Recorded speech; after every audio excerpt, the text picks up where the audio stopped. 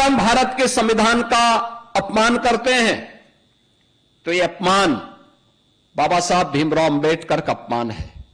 अगर वह भारत का नागरिक है तो वयस्क मतदाता को मत देने का अधिकार भारत के संविधान ने भारत के प्रत्येक नागरिक को प्रदान किया।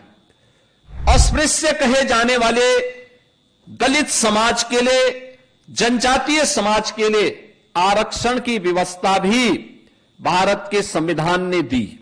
वह ईमानदारी के साथ अपने उत्तरदायित्वों का निर्वहन नहीं कर रहा है तो इसका मतलब वह भारत के संविधान का अनादर कर रहा है। अगर वह एक यूनिफॉर्मधारी फोर्स का अपमान कर रहा है, उनके विरुद्ध टिप्पणी कर रहा है, तो यह अपमान भारत के संविधान का भी अपमान है।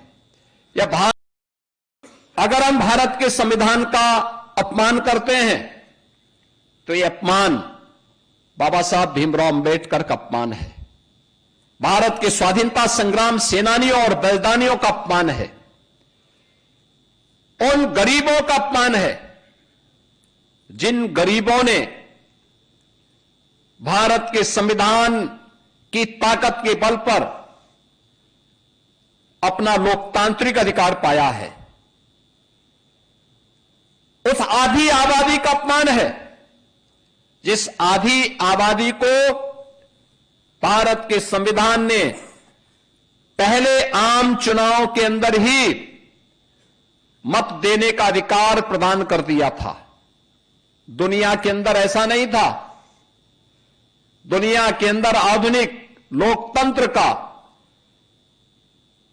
उद्घोषणा करने वाले तमाम देशों में जब आप लोकतंत्र की बात करते हैं, मताधिकार की बात करते हैं, तो दुनिया के अंदर आधुनिक लोकतंत्रवादी उन्होंने अपने कुछ ही तबके को मत देने का अधिकार दिया था। दुनिया के तमाम बड़े देशों में जो आधुनिक लोकतंत्र पर अपना दावा करते हैं और उसका ठेकेदार बनकर के घूमते हैं, वे लोग अपने यहां आधी आबादी यानी महिलाओं को मत उन्होंने देने का अधिकार बहुत बाद में दिया। लेकिन भारत ने पहले दिन से ही हर वयस्क मतदाता को, अगर वह भारत का नागरिक है, किसी भी जाति का है, किसी भी क्षेत्र का है, किसी भी मत और मजहब को मानने वाला है, उसकी उपासना विधि कुछ भी है, अगर वह भारत का नागरिक है तो वयस्क मतदाता को मत देने का अधिकार भारत के संविधान ने भारत के प्रत्येक नागरिक को प्रदान किया। भारत के अंदर बिना भेदभाव के संविधान लागू होने के साथ ही सामाजिक रूप से अस्पृश्य कहे जाने वाले दलित समाज के लिए, जनजातीय समाज के लिए आरक्षण की व्यवस्था भी भारत के संविधान ने दी और उनको यह अधिकार समाज की मुख्य धारा के साथ जोड़ने और सामाजिक समता के निर्माण में उनकी भूमिका का निर्वहन किया जा सके, इस दृष्टि से एक बड़ा क्रांतिकारी अभियान ये भारत के संविधान ने भारत के प्रत्येक अनुसूचित जाति जनजाति के नागरिक को प्रदान किया और भारत के संविधान के प्रति ही उन भावनाओं को आगे बढ़ाने के लिए आज नया भारत उस दिशा में तेजी के साथ आगे बढ़ा है। कर्तव्यों के निर्वहन की बात, उसमें नागरिक कर्तव्य वहीं पे आता है, यानी विरासत का सम्मान से लेकर के गुलामी की मानसिकता को समाप्त करना, सैनिकों को और वर्दीधारी फोर्स का सम्मान देने के साथ ही सामाजिक एकता और समता के लिए कार्य करने के साथ ही नागरिक कर्तव्य हमारे लिए उतना ही महत्वपूर्ण है। हम जिस क्षेत्र में काम कर रहे हैं, एक छात्र अगर ईमानदारी के साथ अपने छात्र के कर्तव्य का निर्वहन करता है तो मान करके चलिए कि भारत के संविधान को सम्मान कर रहा है। अगर एक शिक्षक ईमानदारी से अपने कर्तव्यों का निर्वहन करते हुए अपने उत्तरदायित्वों को पूर्ण कर रहा है, इसका मतलब वह भारत के संविधान का सम्मान कर रहा है। एक व्यापारी ईमानदारी के साथ अपने व्यापार कार्य को संपन्न कर रहा है, तो ये मान करके चलिए कि वह भारत के संविधान को सम्मान दे रहा है। अगर एक शासकीय सेवा में कार्य करने वाला कोई कार्मिक ईमानदारी के साथ अपने उत्तरदायित्वों का निर्वहन कर रहा है, तो यह मान करके चलिए कि अपने नागरिक कर्तव्यों का ईमानदारी पूर्वक निर्वहन करते हुए भारत के संविधान के प्रति अपनी सच्ची निष्ठा का ईमानदारी पूर्वक निर्वहन भी कर रहा है।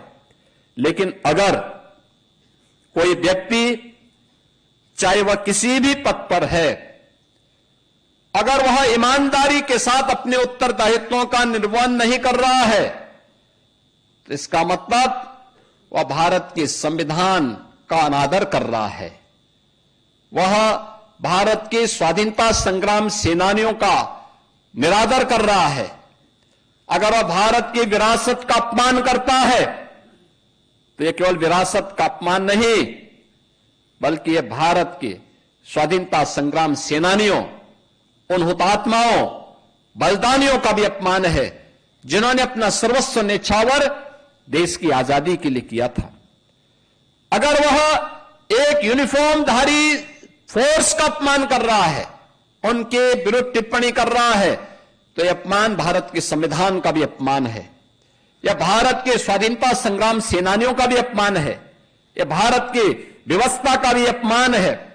अगर वह व्यक्ति गुलामी की मानसिकता को धारण करने के लिए भारत के नागरिकों को बाध्य कर रहा है, या किसी भी तबके को उस मानसिकता के साथ संचालित करने का प्रयास कर रहा है, तो मान करके चलिए कि वह भारत का अपमान कर रहा है।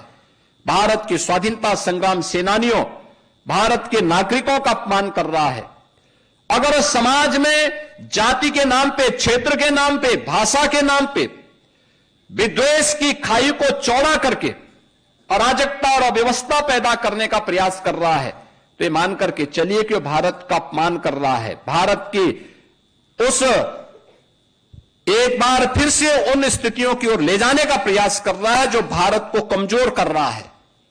यह भारत के संविधानविदों का, भारत के संविधान निर्माताओं का अपमान है, बाबा साहब भीमराव अंबेडकर का अपमान है। और जब हम अपने कर्तव्यों का ईमानदारी पूर्वक निर्वहन नहीं करते, तो यह भी एक प्रकार से संविधान निर्माताओं का अपमान है। जब एक छात्र ईमानदारी से अपना पाठ समय पे पूरा नहीं करता, तो अपने उन महापुरुषों का अपमान कर रहा है। जब एक शिक्षक ईमानदारी से अपने छात्र को संस्कारित नहीं कर पा रहा है, तो मान करके चलिए कि वह बाबा साहब भीमराव अंबेडकर और संविधान निर्माताओं का अपमान कर रहा है। जब एक सरकारी कार्मिक अपने पत्रावली का समय से निस्तारण नहीं करता है, ये मान करके चलिए कि वह भारत के संविधान निर्माताओं का अपमान कर रहा है, उनका अनादर कर रहा है, भारत के संविधान का अनादर कर रहा है। और ये पंचप्रण इसलिए प्रधानमंत्री जी ने विकसित भारत के लिए, भारत के प्रत्येक नागरिक के लिए आवश्यक माने। इसका आधार हमारा संविधान है।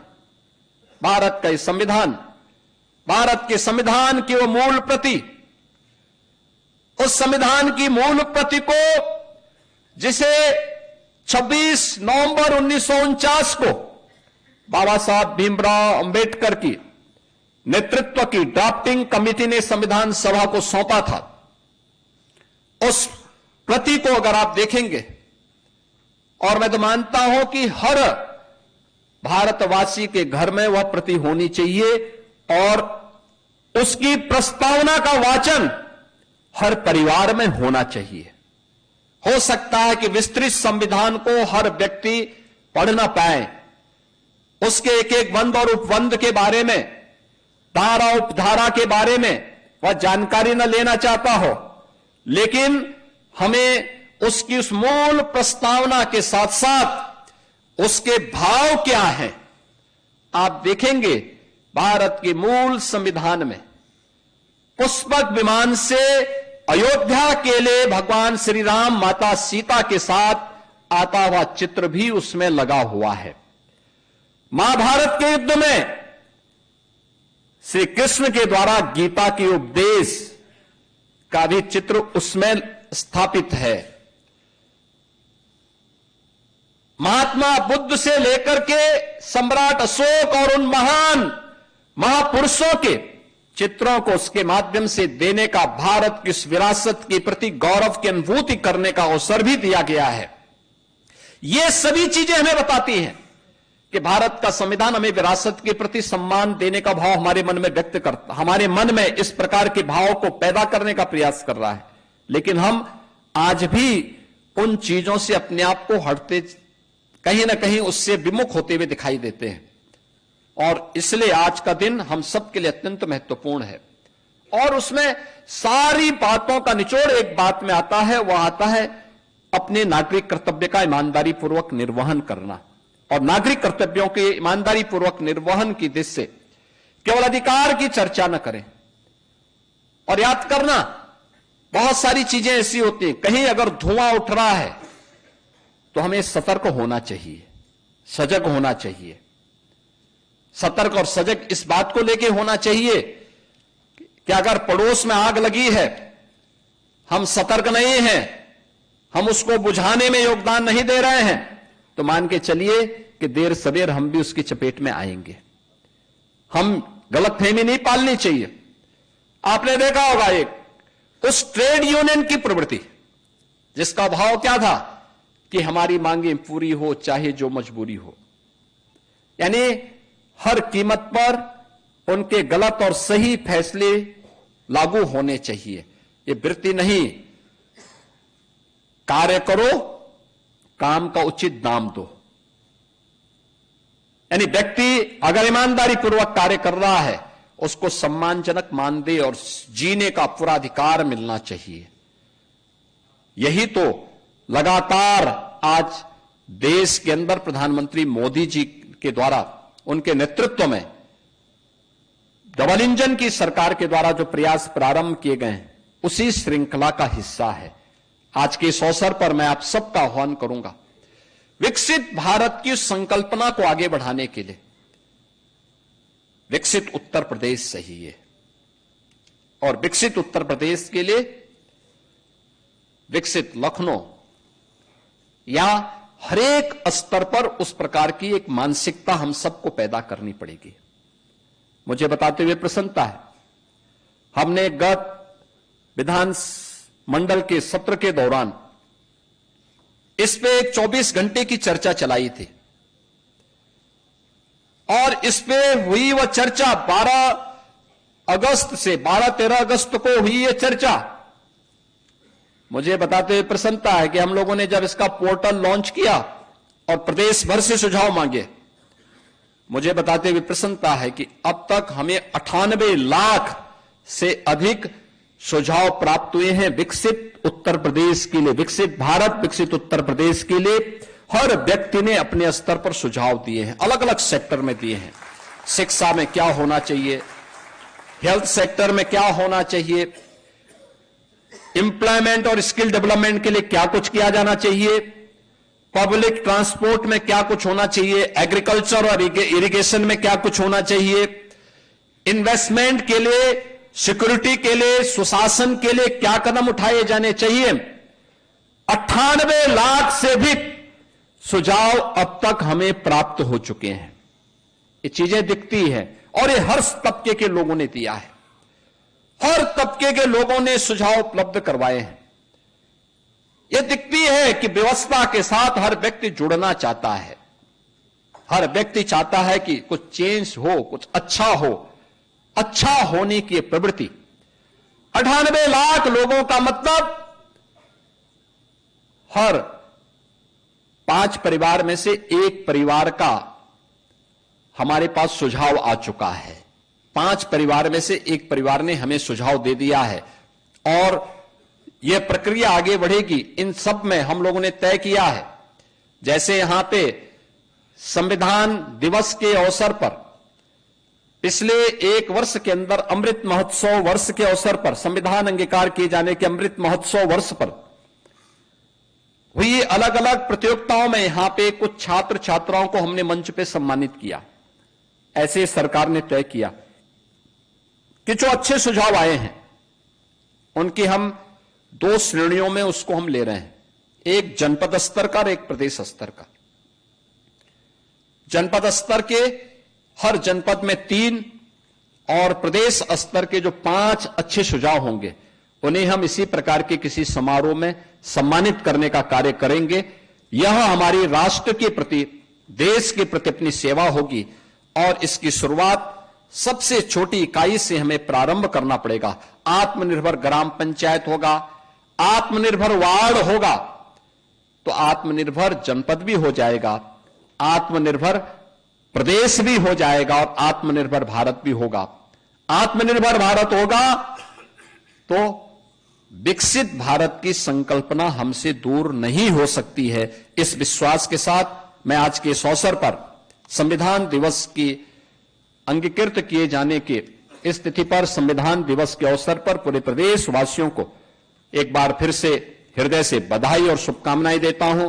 बाबा साहब भीमराव अंबेडकर की स्मृतियों को नमन करते हुए आप सबको इस आयोजन में भाग लेने के लिए हृदय से धन्यवाद देते हुए वाणी को विराम देता हूं। धन्यवाद। जय हिंद।